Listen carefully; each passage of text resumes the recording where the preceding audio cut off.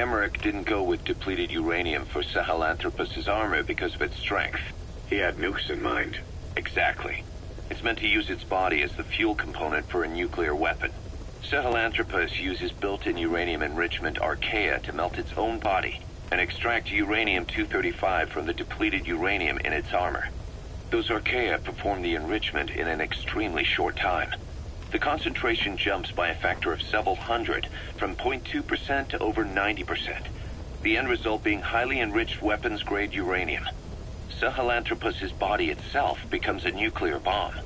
Emmerich says if it were to self-destruct, the nuclear yield would be somewhere in the region of 15 kilotons. Since you need about 50 kilograms of highly enriched uranium to trigger a nuclear reaction, that would mean Sahelanthropus contains something like 23 tons of depleted uranium. That's not very much. No, it isn't. That's about what you'd expect to find in a main battle tank's armor.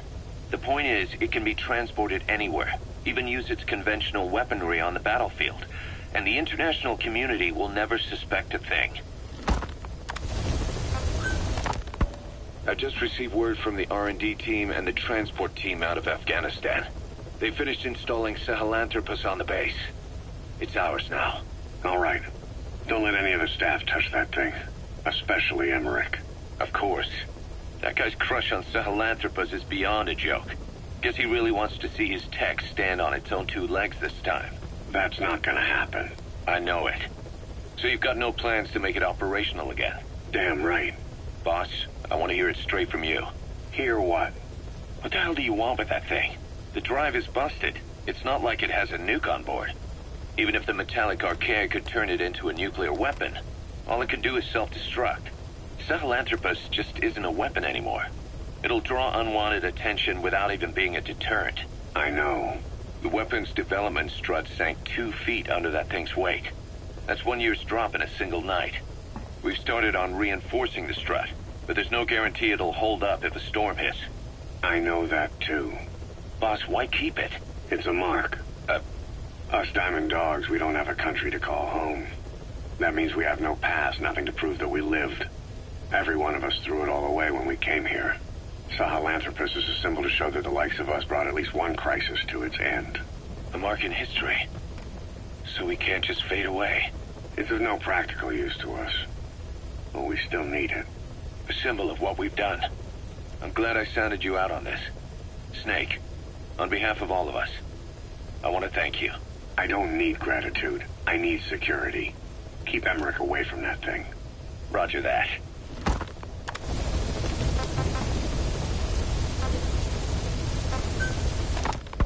You said that the nuke Skullface was trying to spread around the world were equipped with a failsafe. Something that could shut them down at will. His will. Quite so. After all, he needed a guarantee that a buyer wouldn't simply turn the weapons back on him. So how can they be stopped? The criticality trigger, that is, the detonator, is a complete black box design. Any attempt to dismantle it causes it to melt in seconds, using the corroding archaea. The design ensures that no detonation is possible unless it disengages the lock. So he had a way to disengage it remotely. Precisely. The client simply presses a button. At that moment, the detonator begins transmission with a surveillance satellite. The satellite reports to him how the client is trying to use the nuke. If he does not object, the lock is disengaged. But if it's a risk to him in any way... The detonator melts down. The same is true if detonation does not within a preset time after the lock is disengaged. The nuke is rendered useless. Who the hell would buy something with strings attached like that? The client would never know until the moment they actually tried to use it. Most likely, he would have explained the time delay as the detonators needing time to activate, and he only intended to sell to technologically primitive groups in the first place. Let me guess. He'd claim it was defective and offer a replacement. Shadier than a used car salesman. Skullface shakes your hand like a friend, using the other to control you like a puppet. This is how he works.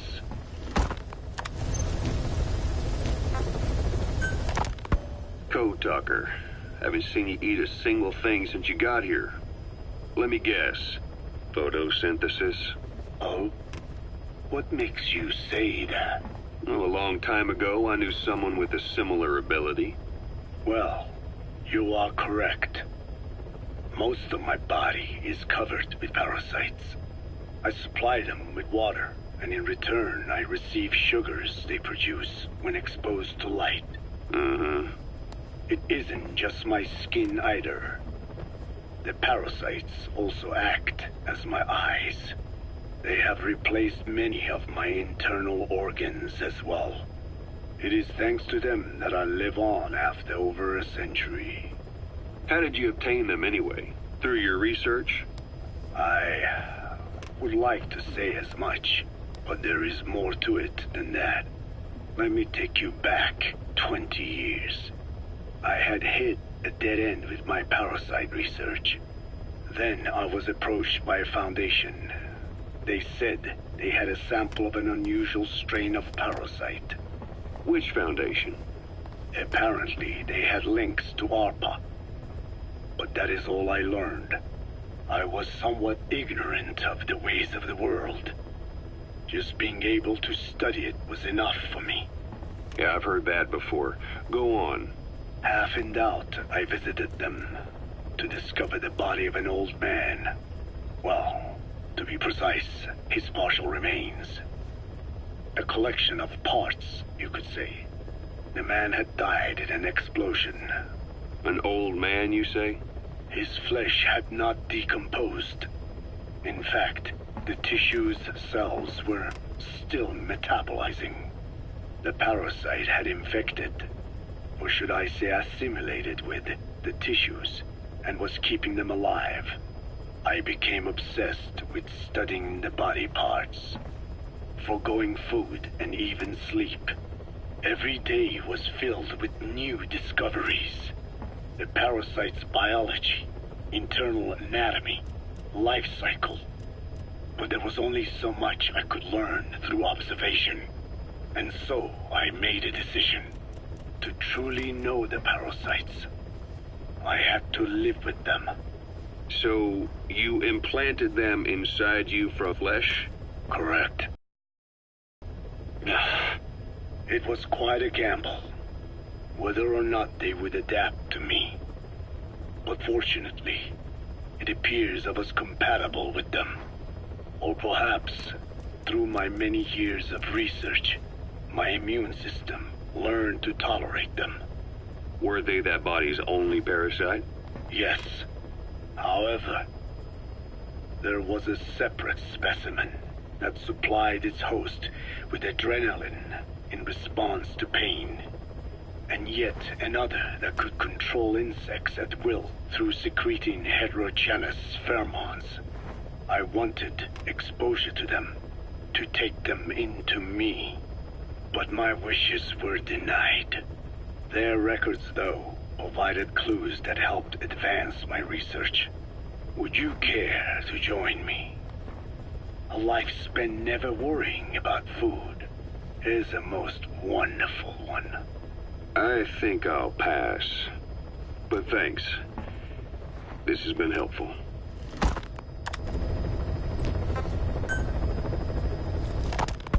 Skullface has finally burned out. The world is rid of his existence at last. Was he still alive? You could say that. But you could also say he'd been dead for decades. What's that supposed to mean? Biologically speaking, it's hard to say how much was his life. Side effects from the treatment? No, the primary effect. Keeping a dying host alive as long as possible. That is the whole point. But in the end, he grew too dependent on his children. As if he had any other way to keep on living. He first underwent parasite therapy before the Soviet Union became his home. His body was horribly burned. Fire washed across his thin young frame and stole his skin and his throat, even his lungs. Only through repeated therapies could the parasites keep him alive. Most of his life became something the parasites gave to him. And then he lost the ability to die. That is correct. The parasites live on past the host's death, still aiding cell composition. At that stage, there is no way to extract them from the host cells. There is no way of knowing when the last cell of Skullface's body would die. The only choice was to burn the whole thing. And his children, along with it. And I am one to talk. When my life is snuffed out, I expect you to treat my body the same way. And when I burn, I will truly be one with my children for the first time. You say there were 3 English vocal parasites. According to Skullface, yeah. Skullface had 2 of the English strain with him. You burned both of them. There was an oil fire. I tossed him in. So that just leaves 1. And you tell me Skullface said he used it. He said it was very close to me. Very close. One of your comrades, or someone ordered to kill you. Or he could have been speaking metaphorically. Metaphorically? Close to your spirit, close to your heart. Someone who either loves you or despises you. The second one makes a long list. Whichever it is, act with caution. Skullface implanted someone with the English language strain. Who it is irrelevant. Why? I tell you what Skullface really meant. Very close to you means you will be exposed. All the infected here have been given the Wolbachia. Even if the vocal cord parasites infect them now, they cannot reproduce. But if there's a different host among us, host to the English strain. If that were the case, we'd see the symptoms. What about the non-English speakers? We have plenty of those, but the staff use English as a common language. But if that someone has not spoken English yet, and begins to speak it now, there'd be another outbreak. The final mating pair of the English strain must be found immediately. Skullface is gone, but his threat still remains. On this base, do you see what the final mating pair is? With him dead, those parasites are the stain he wished to leave upon the world. His thirst for vengeance. In the flesh. Think. Does anyone here bear a grudge against you? Who would target you, specifically? The ethnic cleansers that Code Talker mentioned, they weren't Skullface's true goal. All we have is circumstantial evidence, but here's my theory. It was Cypher who started developing the vocal cord parasites as bioweapons, parasitic weapons, and Africa was the testing ground for them. As Code Talker said, their purpose is the ethnic cleansing of only those who speak a particular language. So they could do a weapon of mass destruction to eradicate specific groups, races, ethnicities, or colonies by the language they speak. Or a kind of absolute language control. Or maybe a tool for those arrogant fools to build some misguided utopia. I can see plenty of uses for them. However, in practical terms, they wouldn't be as dangerous as you'd think. Counteracting the parasites is easy, after all. Cut them out of your throat to save your life, or just don't talk. That also prevents the infection from spreading. So if the international community were to find out about them, they'd no longer be the threat they were conceived to be. In which case, their targets would be limited to minority groups as a deterrent or a terrorist tool. It's hard to imagine Cypher developing something like that as a main weapon for their arsenal. That leads me to think we've only tugged on one little thread in Cypher's grand tapestry. An obscure corner of their work, possibly forgotten altogether. In any case, things changed. When Skullface was forced to relocate to Africa and he saw that thread dangling. All the time he continued that research, he was secretly following his own agenda. The ethnic liberator parasites. His English language strain. Skullface said there were only 3 samples of the English language strain parasite, and I think we can believe him. Bringing his ethnic liberator's plan to fruition depended on creating an English version of the vocal cord parasites at all costs. But an English strain would have been useless to Cypher. Worse, it could have destroyed everything they'd built. It was the one type they couldn't allow. That means Skullface was forced to develop his English strain out of sight of Cypher's network. Naturally, he couldn't use the greenhouse facility Cypher had set up and filled with guinea pigs. Skullface must have found some secret place to create his precious few English parasites, hiding all evidence like a man cheating on his wife. Somewhere, an entirely standalone environment. And when his plan entered its final phase, he must have made the place disappear. Some little room, could be anywhere, but now nowhere at all. We'll never know where he did it, but to elude Cypher's surveillance, it couldn't have been big. I believe Skullface was telling the truth. There were only ever 3 samples of the English language strain. Why activate Sahelanthropus in Afghanistan? This is how Skullface wanted things to play out. The Soviet Union secretly develops a new type of nuclear weapon and successfully deploys it in Afghanistan. Revealing the existence of Sahelanthropus results in a return to the glory days of the Cold War. The threat it poses reignites the nuclear arms race between the world's major powers. The demand for nuclear weapons increases around the globe. What if you then introduced a nuclear weapon anyone could get their hands on? Non-nuclear nations, militant groups of all shapes and sizes, they'd all jump at the chance. Sahelanthropus was a marketing tool to sell nukes all around the world.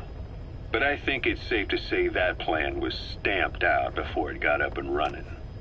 The world's intelligence agencies never did turn up anything conclusive on it. After all, Sahelanthropus vanished before word could spread. Everything that's happened is already a fading memory, never to join the pages of history. Except for Cypher. Cypher won't forget. They'll already be working on something, quietly, beneath the surface. They'll use the pieces of data scraped together from this incident to build their own bipedal weapon. It'll take them a long time to complete it, but for now, the greed sector have found their new life's work. We'll have to be ready too.